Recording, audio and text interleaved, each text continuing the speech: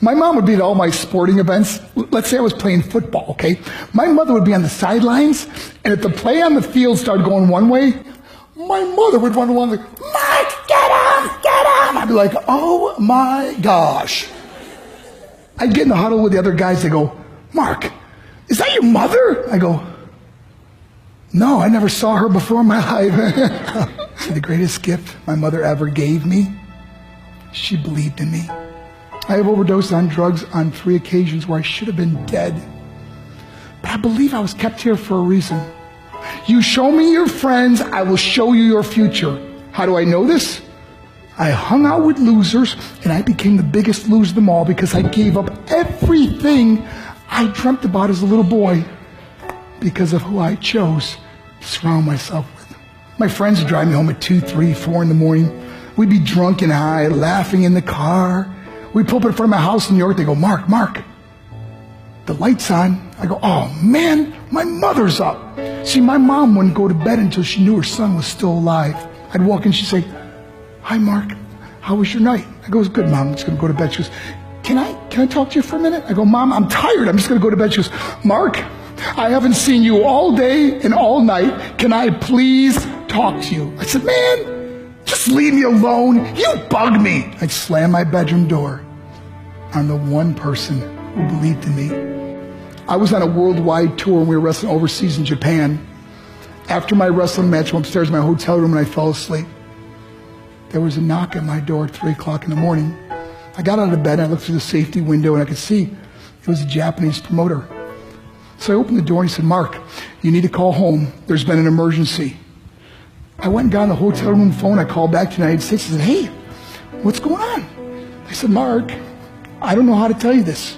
I said, just tell me what happened. All of a sudden I started crying. They go, Mark, I can't tell you. I said, just say it. He said, Mark,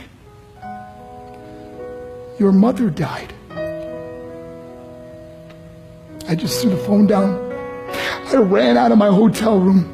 I took the elevator to the lobby, and when the doors opened up, I just ran out into the street. I mean, there was no cars, there was no people. It's 3 o'clock in the morning. And I walked down the middle of a street in Hiroshima, Japan, and I remember looking up and just saying, Mom, I am so sorry. I flew home for her funeral, and I was so nervous to walk up to her casket, so I just stood way in the back. And I kept looking from a distance. I kept thinking to myself, Mom, please wake up. Please get up. And then I finally got the nerve to walk up to her. And as I got closer, I could see my mom for the first time. I mean, she was so beautiful. She was dressed in white. I mean, she looked like an angel. And I just stood over it. I said, Mom, you are my hero. Everything I am, everything I hope to be was because of you. You loved me so much. You gave me a life. You're the only one that ever believed in me. How did I repay her? By getting drunk? By getting high? By getting stupid? By hanging out with losers? For what? All she ever wanted to do was talk to me. I wish I could talk to you now, Mom. I wish you could see what I'm doing. Why couldn't I have been a better son? We are defined by our choices. But if you surround yourself with people involved in drugs and alcohol and pills, it's a dead end. I'm not here to preach to you. I'm here to tell you I lived that life. It leads to broken hearts, broken relationships, broken dreams, and death. For what? To get high? If you have a mother or a father, when you go home, tell them how much you love them. See, my whole life was about being rich and famous. I had to be a millionaire.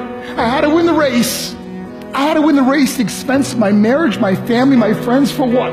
To be all alone in the world? I learned what is truly important, and that is how precious this gift of life is, and our families, and how quickly it can be taken away. See, I no longer live in time. I live in moments. See, it's not what's in your pocket that matters. It's what's in your heart that truly matters. Love Love is just a word until somebody comes along and gives it meaning. You're the meaning.